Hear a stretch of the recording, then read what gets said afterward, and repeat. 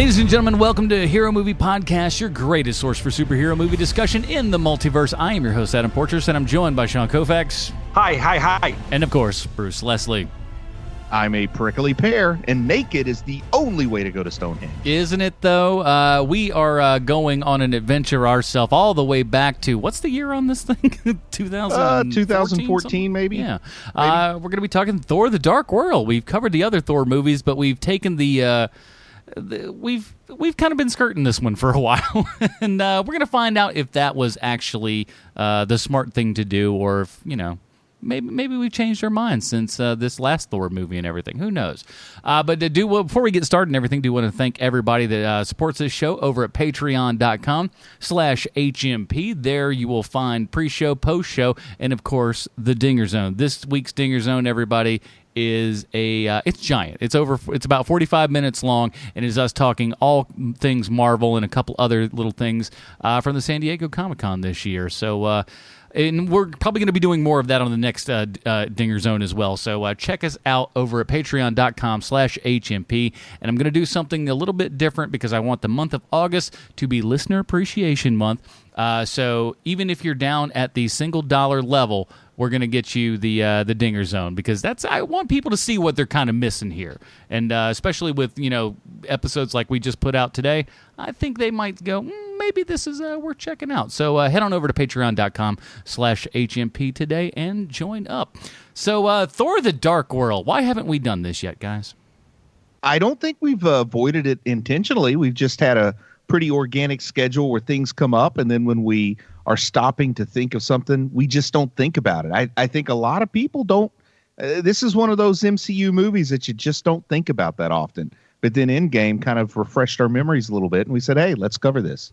Yeah, it seems to be one of those movies where, because, we started around, like, at the beginning of phase 2, we started this podcast, or you guys started this podcast. And so it's one of those things where you think that you've covered all of the MCU, but guess what? It didn't happen. There's always a little bit missing here and there, and some of it, and there are even bigger movies than this, certainly, that we have yet to cover. So yeah, like Iron Man 2. That's true. Iron Man 2 is definitely one of those. But so we're going to be talking Thor the Dark World 2013, as according to the interwebs. So that's good there. Let's do this before we get into it, though, because we have to figure out, some of the most important things here. So let's do this. Oh, come on, guy. This comic book connection. All right, I hate this machine so much. My Lord. Actually, I like that version of the song somehow.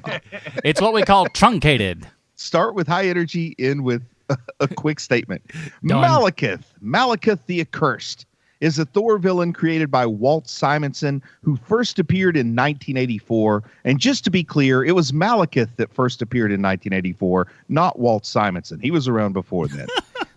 But Malekith grew up in Svartalfheim, and boy, do I love these names from Thor. But Svartalfheim is the land of the Dark Elves, and Malekith grew up during a time in which they were at war with the trolls. And his family life wasn't great, as 12 of his older brothers died in the war, and then his mother sold him for 2 sacks of snake livers and a half a barrel of pickled toads. Honestly, it sounds like a pretty good deal if you ask me. I mean, do you know how many snake livers you can fit in 2 sacks? I'd say more than you need for sure.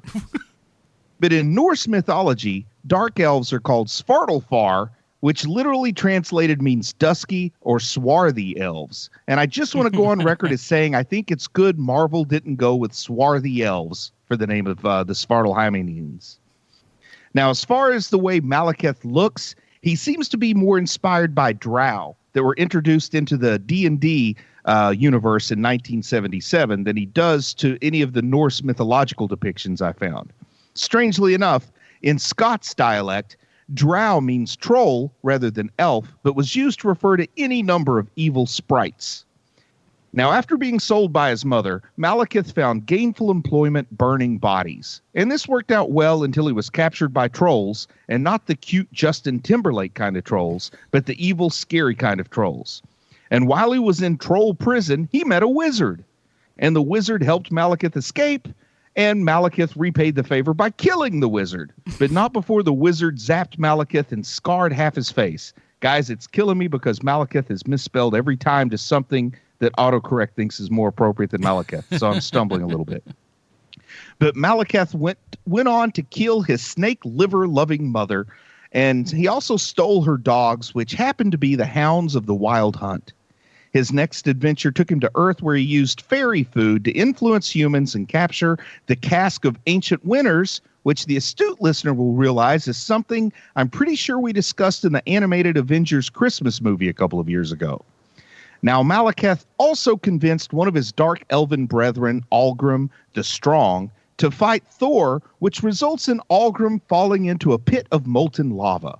Algrim is later healed by the cosmic entity the Beyonder, who transforms him into a much more powerful being called Curse, who is apparently twice as strong as Thor. Algrim and Curse appear in Thor the Dark World, but you have to read the subtitles to catch their names, so I'm letting Adam know that they're there. Thank you. Now, later on, Malekith set his sights on the Mandarin's 10 rings, which caused him to cross paths with Iron Man, which was unfortunate for Malekith, as Dark Elves have a particular weakness toward iron.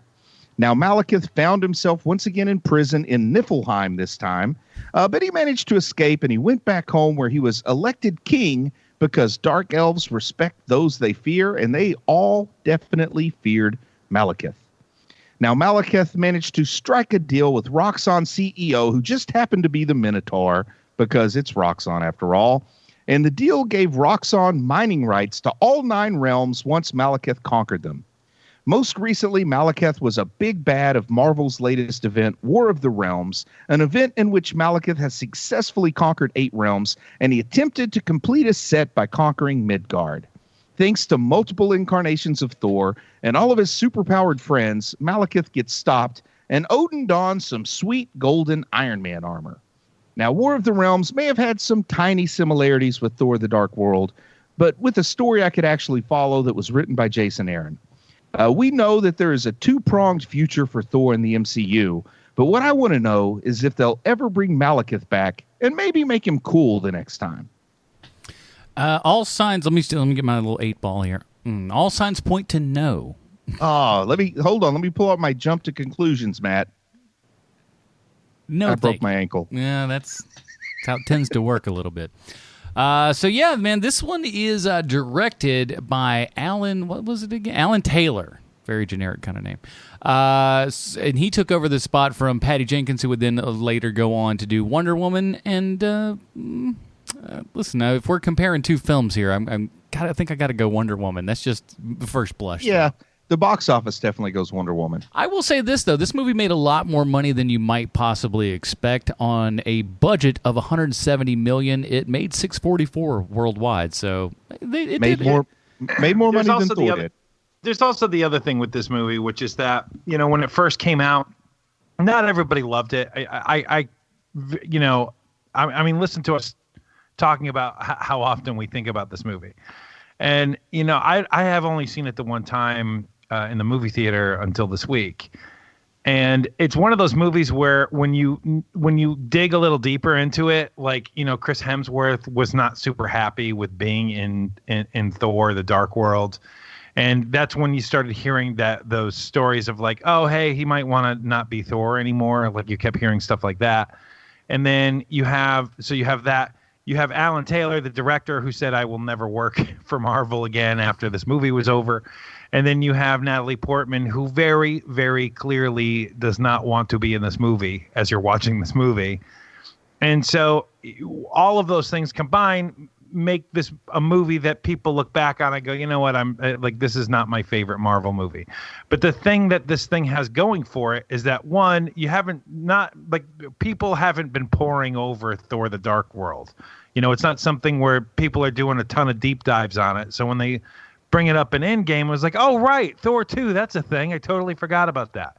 And then on top of that, the fact that Thor Ragnarok was such a great movie that if Thor 2 can be forgiven for not being the greatest movie ever made. But Thor, having the luxury of having the third movie be great, you give it kind of a pass. It's the sort of thing where, Iron Man 2 and Iron Man 3 isn't nearly as great as Thor Ragnarok is. And so Iron Man 2 really gets hammered at, especially since Marvel's trying to figure out what they're doing at that time. And it's the same thing with Thor Ragnarok, where they really haven't like nailed it down yet of like, oh, this is how you keep multiple storylines juggling. And you go from movie to movie with all these different storylines.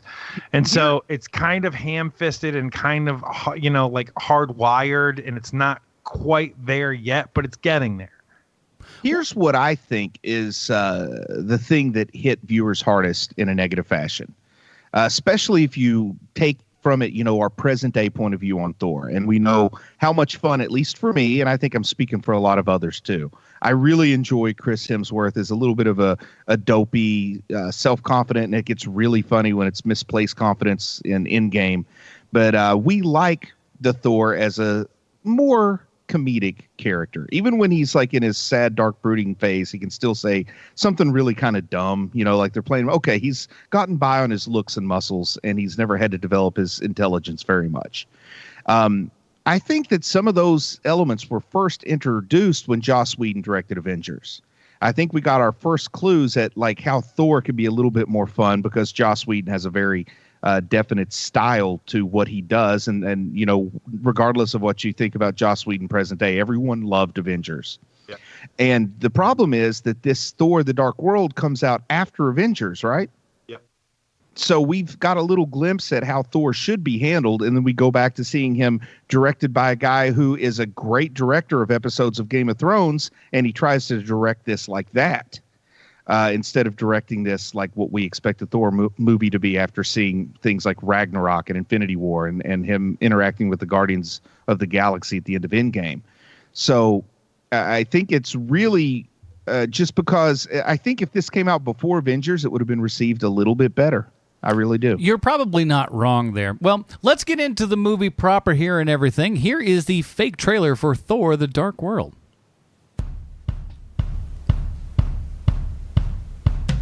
What happens when a hard-working modern woman searches for the boyfriend that ghosted her 2 years ago?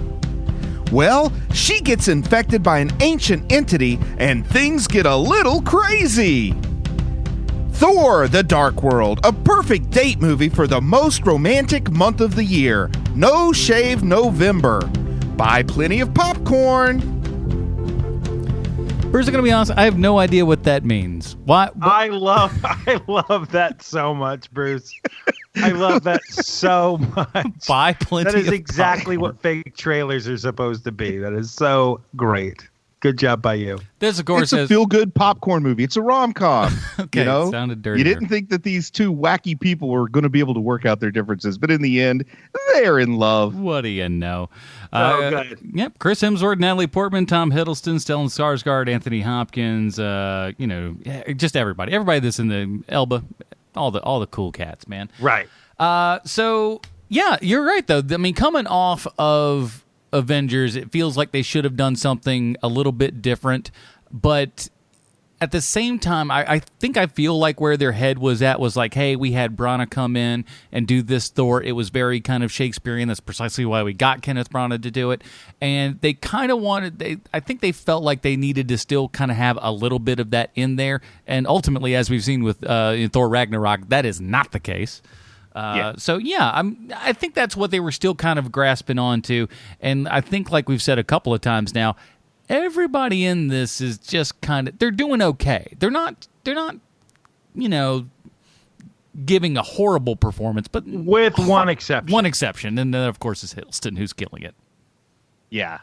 Do we want to talk about that exception now and get that out of our system? We might as well. Okay. I'll let you guys lead the conversation. All right, so here's the thing, right, is that you don't care about Thor the Dark World. The plot of that movie is not something where, because the villain of this movie, no one cares. I mean, with the exception of maybe Bruce, like literally nobody cares about the plot of this movie. And you find yourself like fading away, at least I did watching it. So if I do it, then everyone must do it.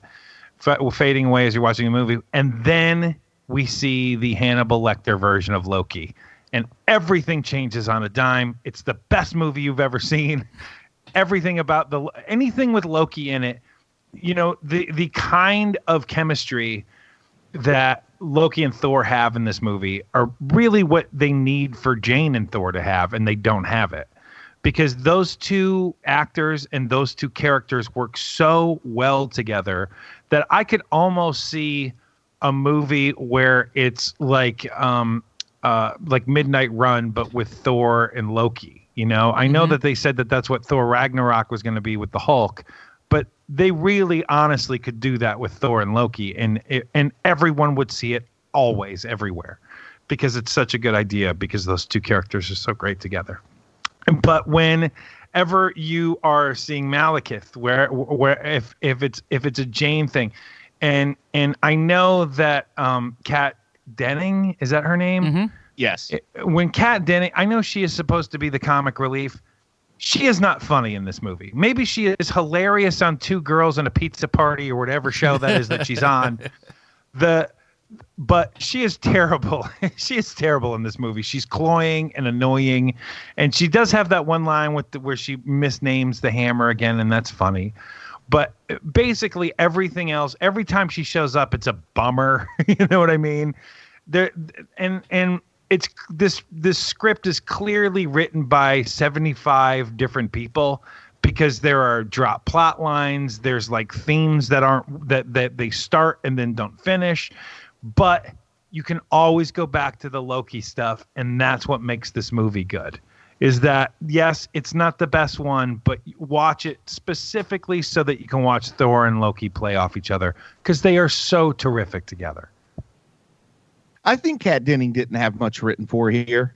I liked her a lot in the first Thor movie. Yes. I've never really watched Two Broke Girls, a guy in a pizza place, starring Kat Denning and Ryan, what's his last name, Reynolds? Something like that.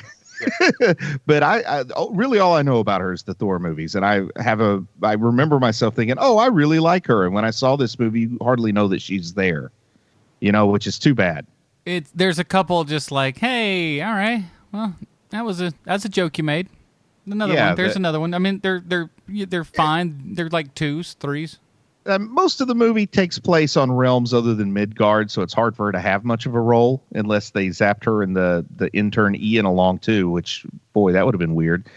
But, Natalie Portman, Natalie Portman, like we talked about, she doesn't want to be in this movie. No. Clearly not. And I also remember around this time watching this movie, this was when I started to kind of not be as big a Natalie Portman fan too, probably because, the effort that she's putting forth here. And I really started liking her around Attack of the Clones. And this is when I really decided to stop liking her so much, which I didn't quite understand what was happening at the time. But yeah, I was just losing interest in what she was doing. But I don't know what the rub was necessarily. Did she just think it was a poor quality movie, a poor quality role? I always thought like the way you handle that is to just knock people's socks off with what you got anyway. I don't know. What's the deal there? I can't speak specifically to it, but I've got a guess. Is that you're talking about an actress who is smarter than your average actor. Sure. I mean, she actually is.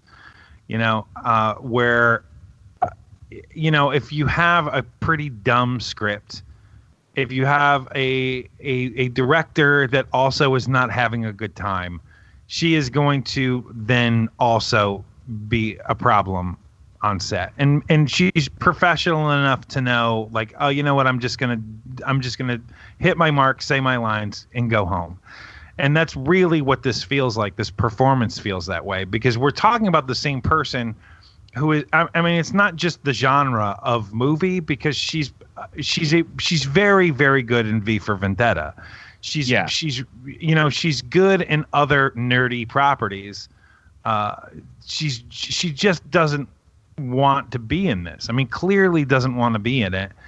And it's one of those things where it's why we were so surprised hearing at San Diego Comic-Con this week, and you should really listen to the Dinger Zone because we really get into it, that she has agreed to be in the new Thor movie. Because of all the people, it would be like hearing that the dude who originally played Red Skull is coming back. Nobody talked. Hugo Weaving is back as Red Skull. Actually, no, he's not. I mean, it really does feel that way. Yeah, no, it does, because it was. Honestly, that was one of the biggest shockers of that whole thing. Is just like, not only is it going to be this, but she's coming back. It's like, what? Huh? And Okay. Terrence Howard is Blade. Oh my gosh, that would be the worst. That would be great. Also, I just started wondering if maybe she was losing some enthusiasm for the profession. I mean, she's been at it by 2013. She's been at it for 19, almost 20 years. Yeah. You know, I mean, she started young. She one thing that Keanu Reeves has famously said is that he's already made enough money to live for several centuries. So money's not going to play into it when he decides what to do on a daily basis. Because I'm looking at what she's made after Thor: The Dark World, and I wouldn't call any of these things necessarily high profile. I think that they were going for high profile with the thing a year ago, 2 years ago, where her husband gets lost in the Annihilation. That's great. Yeah. Oh, yeah, I didn't see that one. So you're right, but that's also 5 years after Thor: The Dark World. Yeah. And I'm just looking there. 2013, she didn't make anything in 2014. 2015, she made a Terrence Malick movie, so that's a thing in and of itself. You either like that or you don't. Yeah. A couple of other things I'm not familiar with. Then in 2016, she has a little fun with Pride and Prejudice and Zombies. But until coming around to doing this Thor: Love and Thunder, this is the first time I think she's really done anything super high profile. Well, like you said, Annihilation too. So that's still 3 years ago. So I just wonder if maybe she'd kind of reached a point where she was ready to kind of chill out a little bit. I mean, she got a nomination for Jackie and stuff. She's done a ton of work. I mean, I think you're shortchanging Miss Portman on her portfolio of films here, Bruce. Maybe. I mean, she did take a 2-year break. They're just not finding the Bruce portfolio is all exactly. That's true. And there's undeniably a 2-year break. You know, 2 years might be a long time for a lady who's worked as much as Natalie Portman has. Well, she's having babies and stuff now too. I mean, hey, when I had babies, I didn't get to take 2 years off work. I think your wife did most of that work. Hey, buddy, I was there. I participated. Yeah, when are you going to get back in shape? Never. Pregnancy panel. So the other, she is rough. She's rough in this movie, and it's one of those things where it's more of the same, right? It's the thing that we're high-fiving Marvel for now with their new slate up to 2021, is that there is nothing in there where you're like, well, that's more of the same stuff. Yeah. Whereas Thor: The Dark World is one of those movies where, I mean, it's just a continuation of the first Thor movie. And Marvel has gotten really, really good at not giving you the same exact thing over and over again. And it's great that they've done that. And if I can go backwards for a second and talk about just the writing of this movie itself, this clearly was something that was Frankenstein together by a bunch of different scripts or script doctors or what have you, because you've got a bunch of things happening, and the script is just all over the place. Like there's the love triangle that kind of just goes away with the Jane Foster and Sif with Thor thing that just completely goes out the window. You never see that happen again. So that's one plot line that just completely goes away. Then you also have the thing where the guy who played Adebisi, I don't know the actor's The guy who name. played what? The guy who played Adebisi in the HBO series about prison. Oz. Okay. He's on Oz. That guy, he plays Malekith's second in command. Big dude. Okay, he plays Algrim the Strong. Right. Who becomes Curse, who's a more significant character in the comics than this movie does. Well, he's a more significant character, in my opinion, than Malekith is in this movie, because he does a lot more stuff than Malekith does. Yeah, I remember at the time I saw it, my biggest complaint was that they kind of wasted Malekith. Like, he's not necessarily an A-list villain in the grand scheme of comic books, but when it comes to Thor, Loki is your biggest villain, and then you've got Malekith right there as like number 2. And I felt like they really didn't have Malekith do anything here. And I thought that's really interesting casting. You know, the nerdosphere gets pretty excited when a former doctor gets cast, you know, as anything. So they had pretty good luck. They did better their second time around with David Tennant as Kilgrave, but they've got Eccleston, a guy who wasn't real happy about really being the doctor, from what I understand. Adam, right. Have you heard anything along those lines? I mean, he's another one of those cats that just goes like, yes, this sounds like a great idea. And then when he's there, just goes, why did I sign up for this? But there was some excitement about him. I felt like they didn't ask the actor to do anything. They didn't write much for the character to do. I remember thinking like Malekith was almost not Malekith in this movie the first time around. So I'm glad I rewatched it, because it's one of those things where, you know, your mind remembers something being exceptionally good or bad, and with time it gets gradually either better or worse depending on which way you leaned at it. So he wasn't as insignificant as I remembered. I remember being miserable because at least the visuals of Malekith is kind of cool in the comics, and I thought they even like messed up his old visuals, but they did scar half his face and kind of give him that one side is black, one side is white kind of look to his face. So they did give some nods to the comics, but I didn't even remember that part. But I just remember thinking, wow, like why even bother giving these villains names that are significant if you're not going to treat them like, you know, they could have just been mindless trolls, you know, didn't even have to be the Dark Elves in this movie. And now seeing everything unfold with Endgame and seeing how this whole cinematic universe worked out and understanding that there was a master plan that had to start coming into place around the time of the first Avengers, I feel like they were told, okay, in this movie, we need to do a couple things. We need to introduce another Infinity Stone, and we need to come up with some reason that Thor isn't just hanging around Asgard all the time, because that was kind of a big problem even in Avengers, was like, how do we get Thor out of Asgard, you know? Because Thor's idea at the end of the first movie is I got sent to Earth as a punishment. I proved myself. Now I can go back to Asgard and just live out the rest of my days there. And they did those things. They introduced the ether, and they come up with some kind of reason for Thor to leave Asgard at the end. And I think they were told, you do those two things, we don't care what else you do. You have the rights to any of the Thor-specific villains, but we don't want you using villains that might show up in other characters' standalone movies just yet. So they grabbed, okay, we've already got Loki. What are some other names that might be interesting? And they went with the Dark Elves. Something that I noticed this go around with the Dark World is that I think one of the reasons why the Malekith character doesn't really work too well is because the majority of his, and this is just a guess, I'm throwing this out here, but see what you guys think. I think part of how we don't really connect to that character fully is because he's speaking Elvish, I guess we'll call it, or not English. He's speaking Elvish the whole time with subtitles. So that's why I made the little joke about Algrim is in this movie and Curse is in this movie, but if you're not A, reading the subtitles, and then B, interpreting their way of saying that you're going to go from Algrim to Curse, you don't even get that that's what's going on till you see him show up and he looks like Curse. It's a little bit much, and I think had we just had him just speaking English throughout the entire thing, that we'd feel something a bit more for this character, because I think that language barrier, especially you add the language barrier plus all the makeup that he's wearing and everything, it's very hard for us to connect to this character because it's so foreign. Yeah, Adam, I've got to say this first. I've got to have this addendum first. You're one of my oldest friends at this point. I love you like crazy. That is the dumbest thing you've ever said.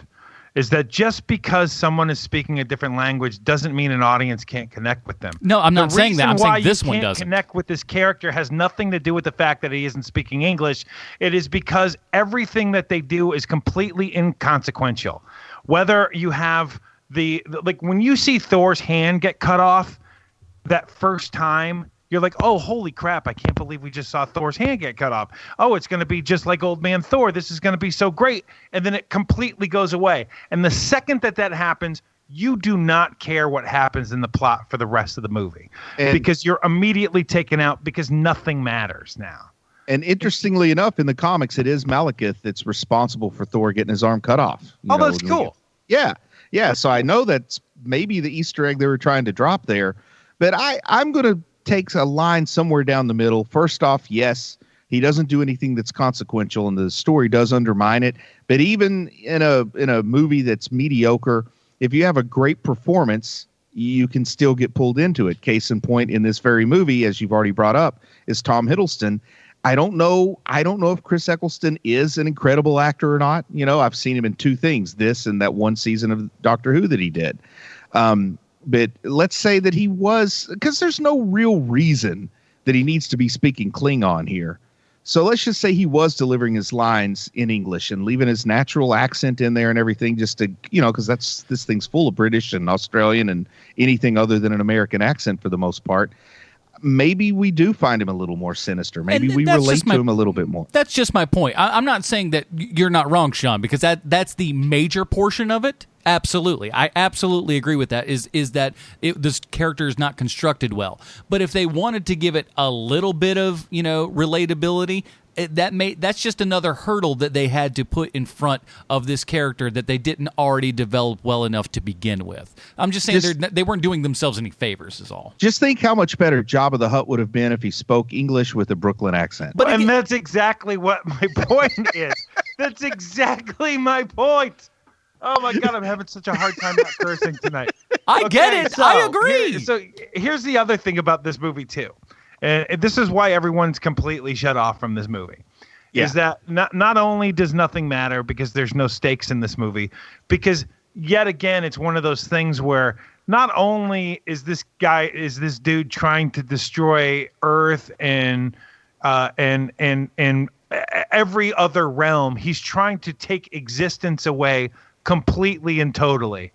And they don't call in anyone else. He just fought with the Avengers. He should bring in other people to help him with this. And it's the thing that I think about. I was thinking about the first time I saw it. I didn't think about that now with the second viewing. But the first time I was like, where is everybody else? There's so many. You have so many friends now who would be helping you with this, and they're not here.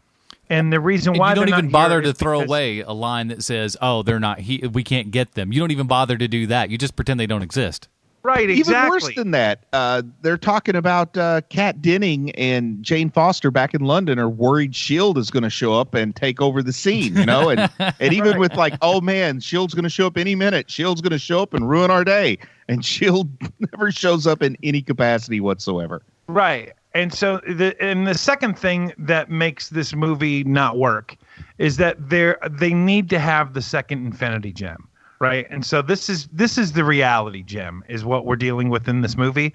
But when at least I didn't, when I first saw this, I didn't know that that's what they were talking about. I didn't realize it until the very end when you see the collector that, oh, hey, okay, so this is going to be in an Infinity War kind of thing. Well, But when you're watching the movie, all it is like is red magic blood stuff is everywhere all the time. Now they do have this thing where Odin is explaining a little bit of it. He's mansplaining it to Thor or something, and he does talk about how there are these ancient artifacts. There are 6 of them. Most of them are stones. One of them is the ether. So they do give us that. So if you're really paying attention, which is hard to do in this movie sometimes. Man. Now, having watched this movie, having seen the Infinity Gauntlet, having seen the end of Endgame multiple times, at least 3 times at this point, I still am not sure that I know which one is the ether. It is the reality for sure. It is the reality for sure because the theme of this movie is chaos. Yeah, but you're trying to halt the progress of chaos is the entire theme of this movie. So having you spelled it out to me that this is the reality stone, which I always thought maybe it's the cosmic cube. This, anyway, I've always had trouble with how they've dealt with the stones in the movies, other than a couple. The Bind Stone and the Soul Stone are pretty clear. But the reality stone, nothing that the ether does in this movie seems to reflect what I would expect the reality gem to do. You know what I mean? It just seems more like a power gem or an anti-power gem or something. It destroys everybody who touches it, except for Jane Foster, who can absorb it without being destroyed, but rather dying slowly. And also it hurts that in Endgame, I realized that all you need is a raccoon that looks like a rabbit with a thing that looks like a gun that's got a needle on to poke you in the back of the leg, and you can extract it. Because they're running around trying to extract it in this little thing that looks like a an aluminum canister with a handle on it. And here it's like the greatest minds of Asgard don't know how to extract this. It's sort of weird watching it in retrospect how, man, this would all be simpler if they just had one of those aluminum canisters with a needle on it. They had a couple more years to think about it. But it is one of those that isn't done favors in retrospect in that regard. But still, I've complained not just this movie, but in all the movies that a lot of the stones, it's not easy for me to line up exactly which one they're supposed to be just by the contents of the story. I have to look it up on a chart and see which one is which. I wonder if nowadays, if they had never done any of that and just started it now, if they would actually have the guts to say, do it gem-wise and just go by the traditional names and stuff. I think they might. Yeah, and I don't know why they thought calling it stones seemed more realistic than calling it gems. I never understood that change either, changing it from gems to stones. But this isn't either one of those. This is more of a glob. You buy gems at Claire's. You don't do, come on. You buy stones at the quarry. Yeah, That's get what it Mr. right. Granite taught me. I want to talk about the Warriors 3. Yes. The significance of the Warriors 3 is that they're close friends, very close friends with Thor. And, when they show up in the first movie, it works because we don't have any other Asgardians around. So they're like his friends, obviously. But in this movie, I almost felt like they felt just about on par with random Asgardians.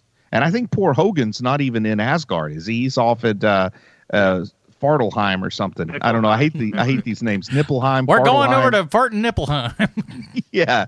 But I kind of felt like, man, and they're bringing back like legitimate actors to play these roles that are very easy to overlook. Even Sif, as you already pointed out. I feel like Sif, who was kind of the bright, shining, supporting character from the Asgardian side in the first one, Sif's pretty easy to forget in this one, too. It feels like they start with her character. It's just like, oh, she's going to be a much bigger part in this film, and then she's not.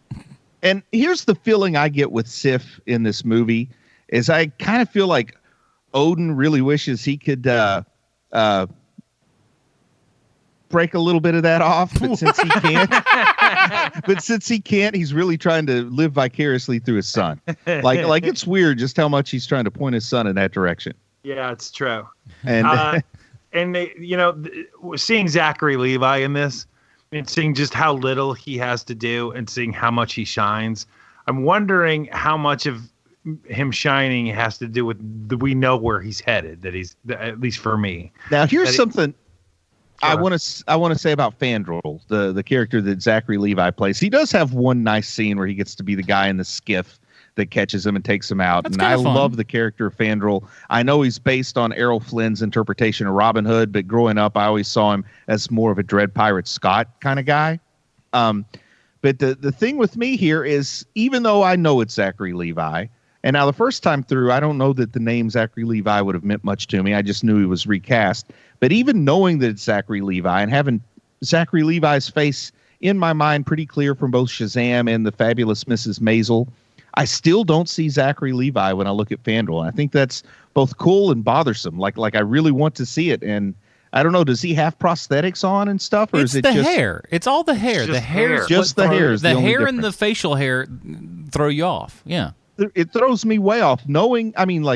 I paused the movie at one point just to kind of like look over the face, and I got a 4K TV now, and still I'm like, wow. I mean, I know it's Zachary Levi. I'm not disputing it, but I just can't get my mind to see Zachary Levi there as Fandral. I see Paul Rubens. What is this?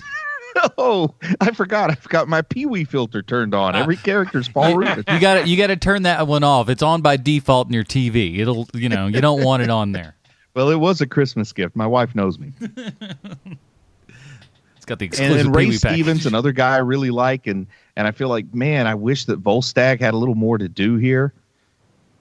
Yeah, you want to talk about a character that doesn't exist practically in this film. No kidding. And that guy has so much range, man. Ray Stevens. Think of all the acting he's done. He wrote and performed The Streak. And, looking at the casting of the characters and seeing sort of how they really splashed into the movie with the original Thor, There was a part of me that thought we were probably going to get a Sif and the Warriors 3 spin-off movie or something, and that, of course, never materialized. I know Sif went on to Blind Spot, which, from what I understand, was a pretty successful show, right? I'm not sure what that is. Oh, maybe not so successful. I heard that's why she kind of exited the MCU. Wrote and performed The Streak. Yes. Wow, you were like me begging for a laugh on that one, Sean. Listen, No, I wasn't. I just thought it was. I will tell you, like, because there was a pause. I was like, "That's the perfect time." go back in the tape. You can hear me laugh because I know it's coming down Front Street.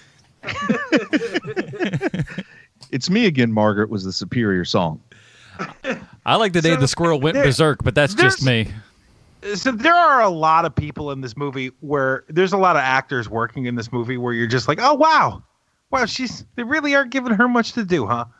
Like the woman who plays the Borg Queen in Star Trek First Contact, she's in this movie, and I can't remember. Oh, there it is. It's Alice Krieg is her name, and she plays an Asgardian, and they give her almost nothing to do.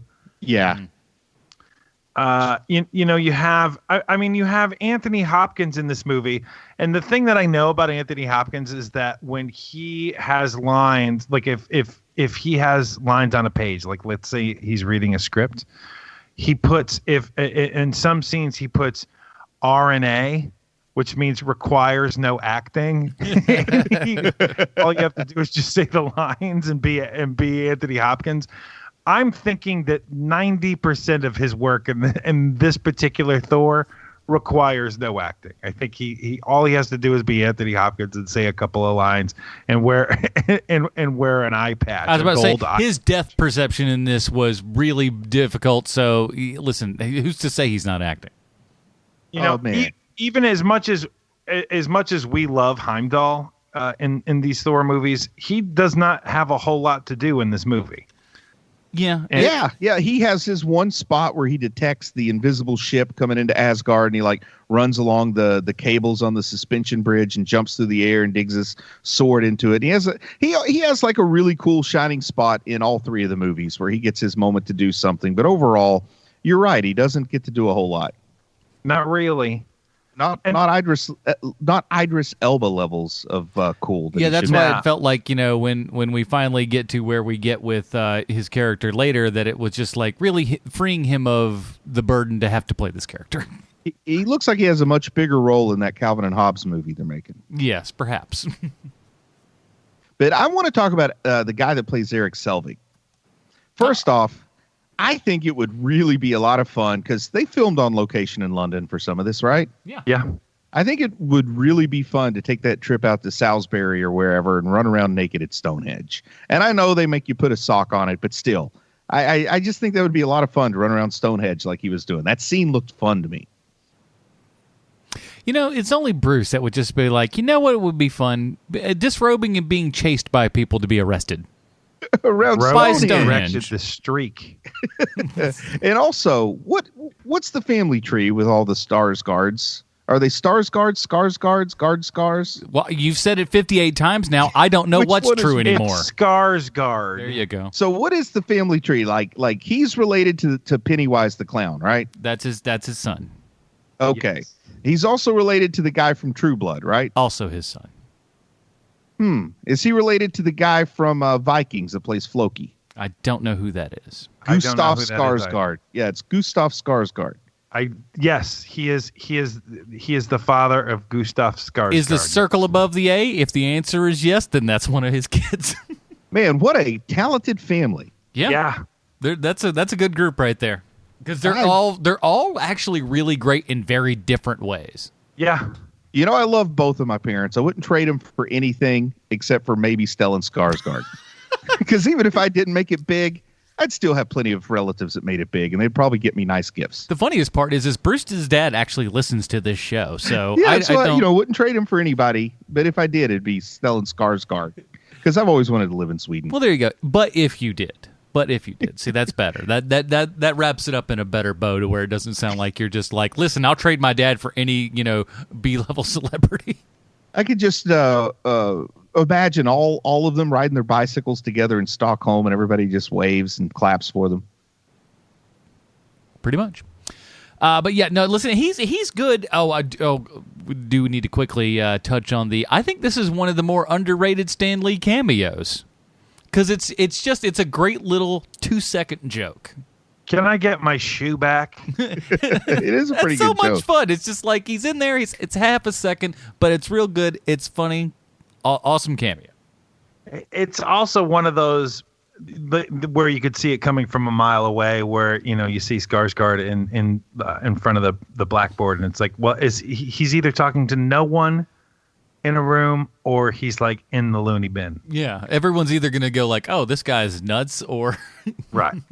Now, when we make it to the end here, let's go ahead. I don't know. Do you have any other real compelling things to say other than more talk about the Skarsgård family?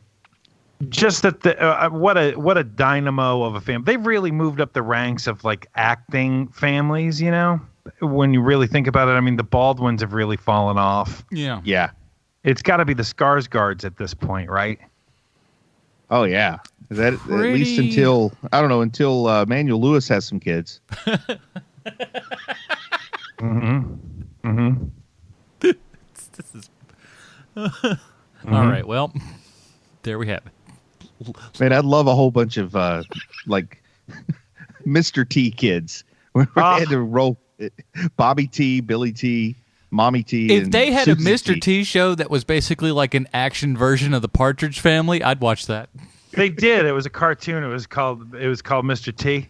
And he traveled around the country in a van with a bunch of gymnasts. Kids. Yeah. Oh yeah. He had I remember a dog who had a mohawk, and it was the greatest show ever made. I remember. Oh, I vaguely man. Sometime remember off that, air, I'm gonna have to tell you a story about a dog with the mohawk that I saw recently. Mr. T and the T Force, it was called. I want to do actually, I know there's a comic book of Mr. T and the T Force. We could technically do that on this show. To the archives. Hey, look, we found an animated series that Sean wants to watch. Hey, I like that Mr. T rap video about be good to your mom. She knows more than you. That was a good video. Hey, sometimes I you have to don't know any of that. All I know is him with the gymnast. You got to get a good message across. So Mr. T is part of the Skarsgård family, it appears. I just looked it up. Very nice. Yeah. Yep. He didn't know how to spell Skarsgård, so he just went with T. Terrence Skarsgård. Now, the mid-credits scene here with the collector. First off, I'm a big Benicio del Toro fan, across the board, even though sometimes I pronounce his name wrong. Sure. I had remembered this scene so differently than what it really was. I remembered a little more weirdness coming off the collector, not that you needed more weirdness. But I also remembered Thor being there to deliver it. I didn't remember that Thor was absent. It was just Volstagg and Sif that deliver the ether to the collector. I remember it being weirder as well. But when you think about, we had seen that. How many times have you seen this, Bruce? Have I seen? This is the second time probably for me. So you basically had the same experience I had, where just by the mere appearance of the collector itself, it's a little weird because it's so vastly different than anything we saw in Thor the Dark World. And so I have that same feeling of like, wow, what are we in for with Guardians of the Galaxy? If that's the collector, holy cow. If memory serves, James Gunn shot that. So yes. There you go. And I also was like looking around. I thought there would be more interesting things in his containers. Did I miss some interesting stuff in those containers in the background? No. I didn't pause this time, I'll be honest. And I kind of remembered his little assistant lady. I think I'm sort of confabulating multiple appearances of the collector all into this one. Like I thought I remembered something where the previous one had been punished for making a mistake, and this was the new one, and she was all nervous. But I think this is the previous one before she made her mistake that I'm seeing. Yes. And but yeah, I thought maybe Man-Thing was supposed to be in one of those containers. I thought something interesting. I knew for a fact that this wasn't the movie with Tobias Funke in the container. That's all that I knew for sure. Well, you gotta draw the distinct line somewhere, right? Yeah, and then there's that very end credit scene where Thor goes back on Earth to see Jane Foster, and I just thought that this meant from this point forward, the first time I watched this movie, I was thinking, okay, so Thor like lives on Earth now. like he's a regular part of the Avengers. He's going to have to pick up a civilian identity or something. Like I thought for all the future Marvel movies, Thor was an Earth-based hero, and that turned out to evaporate super quick. Like, well, that's what they made it seem like. Yeah. So that was another one that I think I had blocked that one out of my memory. So because it didn't come true, and now watching it, it's even more disturbing knowing that, like, this is weird because not only do we not see Jane and Thor living together, we don't see Jane ever again, and I don't quite know when Thor left Earth.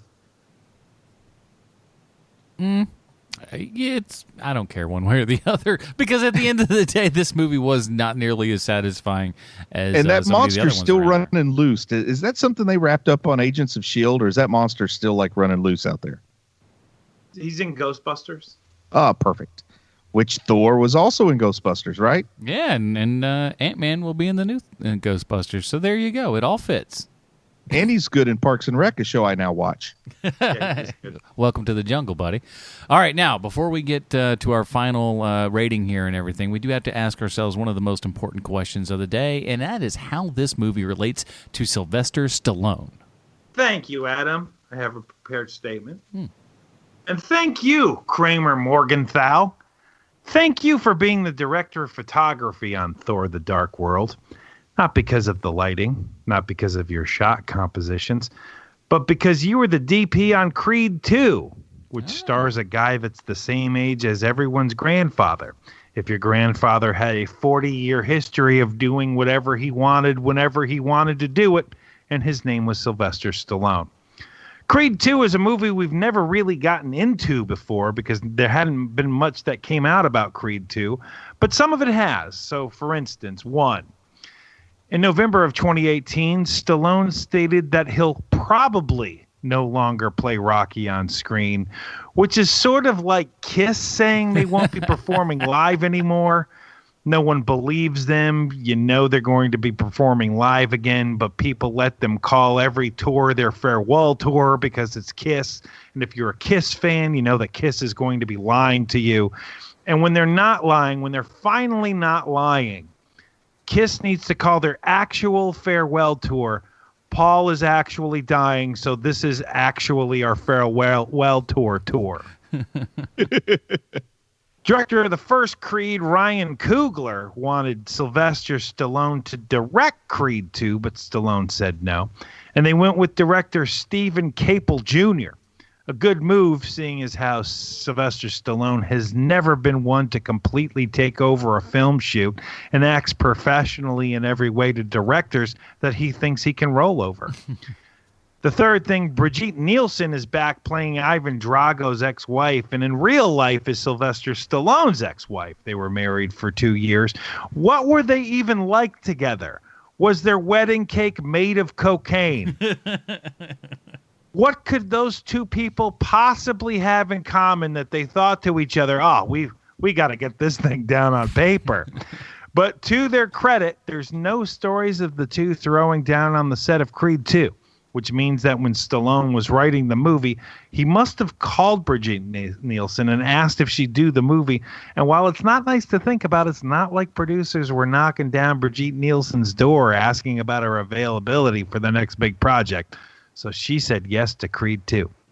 Fourth thing, I also think that Creed 2 is the only Rocky movie where nobody close to Rocky dies in the movie. Hey, Rocky, if everyone around you is dying all the time, at some point, you got to figure out that the problem is you. Now, Kramer Morgenthau has also been the cinematographer on 2 episodes of Game of Thrones. He was the DP on Terminator Genesis and Chef, and many, many movies you've never heard of, so they're movies that don't actually exist. And there you have it, HMPers. This week's Stallone connection is Kramer Morgenthau. Thank you. I'm Sean Koufax. Thank you.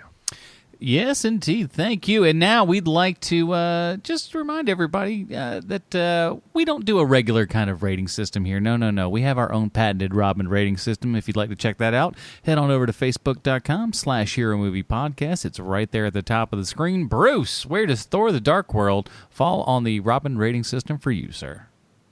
I think it's like a 66% rating on some of the popular rating sites out there, and that seems about right. Like it's not an absolute failure by any means. It's just you don't really remember much from it. A couple of important things happen.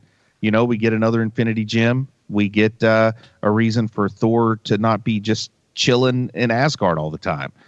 So it accomplishes something. It's not totally without value. There's a couple of moments there. The action is just like standard, okay done, decent action. I think the thing that hurts Thor 2 the most is Thor 3 because it's just so much fun and we know where the character's going. But it's still, it's still worth a watch. I would give it a Damian Wayne, like straight down the middle on this one. Yeah. Sean? This one's a tough one for me. It's a middling Marvel movie, which isn't to say that it's bad and completely forgettable in every way. Like there's something about when Chris Hemsworth puts Mjolnir on the hook in the apartment. I don't know why that is so funny to me, but it's just so funny. And the stuff with Loki and Thor it's just some of the best stuff in the Marvel universe, in my opinion. It's just all the other wrapping around this movie is not so great. Like, give me Hannibal Lecter Loki all day long. There's something really great about that. So I wanna give it a Damian Wayne, but it's like a high Damian Wayne. That's the best way I can describe it because it's not top 25% at all. So let's give it a high Damian Wayne. Yeah, it's Damian for me as well, but I think mine's probably a little bit lower. But there's a lot of things about this movie that work. Like you said, Sean, it's like there's little tiny individual pieces, but the whole itself is not exactly what it should be. But if this had come out, say, before Avengers or something, I think we might have a very different outlook on what this movie is. I think this movie is also, it's not wildly funny. It's not Ragnarok, but I think there's a little bit more levity in this movie than people probably remember from when they saw it the first time. Not all of it lands, mind you, but, it's attempted at least. But it's okay. And this to me felt a lot like, some of the other the Paranormal Activity movies. As those went on in sequels, they actually made you appreciate the older ones more in the way that the story kind of progressed and everything. I honestly say with what we know of the future of Thor and where he ends up going, it almost made me probably enjoy this a little bit more than I actually would have from the get-of-go, I think. Right. And, not everybody is batting 1,000 all the time, and, we didn't mention it, but this is co-written by Marcus and McFeely, who undoubtedly have been the best writers for Marvel in this entire cinematic universe. So, who's to say? And like him and Yost, the other guy who was the third writer on this, he also, wrote in Ragnarok. So there was also a Joss Whedon pass on this. Well, that may, honestly, hard to believe for me. I don't know that I would have guessed that. I don't know that surprises me though, because some of that I can kind of see, but. Overall, it's not a terrible movie, probably not nearly as bad as most people remember it to be. And like I said, I think with the information that we have after this movie, it almost makes this movie a little bit more tolerable because it's going to get better at the end. So, Damian Wayne all across the board, it seems. Okay, well, now that we've gotten to the end of this episode, you know what we're going to do next week, boys? We're going to give back. Because you know what else we do outside of the pre-show and the post-show? And like this week, we did like a 48-minute Dinger Zone. We don't just do that sort of stuff. We also let our own patrons tell us what they want us to do every single month. So we've decided to give those guys a little bit of votes, and let's put up the let's get the names here again. So the choices are the Sam J. Jones The Saint. That's right, everyone wants that. A movie called Polar, Ghost World, or 2 episodes of Super Friends. And now if you are a member of the Patreon at any level, you'll be able to vote on what we watch, and we'll be watching that next week. So keep on the lookout for that. And again, Listener Appreciation Month coming up here in August, so if you want to go in, even at the dollar level, everyone is going to be able to get the Dinger Zone throughout the month of August. Get a little taste, and I think you're going to enjoy what you get there. In the meantime, Bruce, where can we find more of your work on the internet? Well, I just want to let folks know that my co-host over on Chubby Wizard went to the drive-in last week. Ooh. Yeah, he went to the Canadian drive-in, which makes it sound even fancier. They probably cleaned it. He saw a movie called Crawl about a gator tsunami or something, and he told me all about it. So if you want to hear about the movie Crawl, as well as Stranger Things Season 3 and the wrap-up of The Wildstorm written by Warren Ellis and I don't know, the final issue of The Walking Dead. We have all kinds of interesting stuff. It's a really long episode. Go check out Chubby Wizard. I'll definitely check it out because I enjoyed Crawl myself. So good stuff. Sean, what do you got? Preacher Podcast. Come find us at Preacher Podcast. Ooh-wee, Preacher Podcast. Oh, crap. That's like August 4th is going to be here soon, guys. It's going to be here so fast. Other things that we're going to be doing are going to be here so fast. And you want to hear about those things? Check out the Dinger Zone next week because we'll be talking about it over there. Until then, for Bruce Leslie, Sean Koufax, my name is Adam Portrais. Stay super, everybody. Bye, Marty and Evie. Here he comes. Boogie that, boogie that. Here he goes. Boogie that, boogie that. Well, yes, they call him the street. Fastest thing on 2 feet. He's just as proud as he can be of his anatomy. He gon' give us a peek. Well, yes, they call him the street. Likes to show off his physique. If there's an audience to be found, he'll be streaking it round, inviting public critique. Hello once again, everyone. Your Action News reporter on the scene at the gas station. There seems to have been some disturbance here. Pardon me, sir, did you see what happened? Yeah, I did. I was just in here trying to get some air in my car there, and he disappeared out of the traffic. Come streaking around the grease striker, didn't have nothing on but a smile. Ethel's in there getting her a cold drink. I hollered in there, I said, "Don't look, Ethel!" Too late, she done been mooned. Flashed her right there in front of the shock absorbers. Boogie that, boogie that. A boogie that, boogie that. He's just on the mood to run in the news. Well, yes, they call him the street. Likes to turn the other cheek. He's always making the news, wearing just his tennis shoes. Guess you could call him unique. Hello once again, everyone. Your Action News reporter in the booth at the gym, covering the disturbance at the basketball playoff. Pardon me, sir, did you see what happened? Yeah, I did. It's halftime. I was just going down there to get Ethel a snow cone. Here he comes, right out of the cheap seats. Right down the middle of the court there, didn't have nothing on but his high-top Reeboks. He was dribbling, made a jump shot, got out through the concession. I hollered up at Ethel, I said, "Don't look, Ethel!" Too late, she done got a free shot. Grandstanded her right there in front of the home team. Well, yes, they call him the street. Whoa, here he comes again. Fastest thing on who's that with you? Ethel? Is that you, Ethel? Where do you think you're going? Of his anatomy. He gonna give us